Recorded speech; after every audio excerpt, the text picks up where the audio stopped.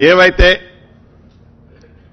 మున్సిపాలిటీలు కార్పొరేషన్లో టైం పూర్తయిందో ఈ మున్సిపాలిటీలు కార్పొరేషన్లు టైం పూర్తయిన 116 మున్సిపాలిటీలు 7 కార్పొరేషన్లు 2996 వార్డులు డివిజన్లు వీటిలో టైం పూర్తయింది కాబట్టి వీలైనంత తొందరలో ఎలక్షన్లు జరపాలని ఆల్రెడీ డెడికేషన్ కమిషన్ నివేదిక ఇవ్వటం జరిగింది.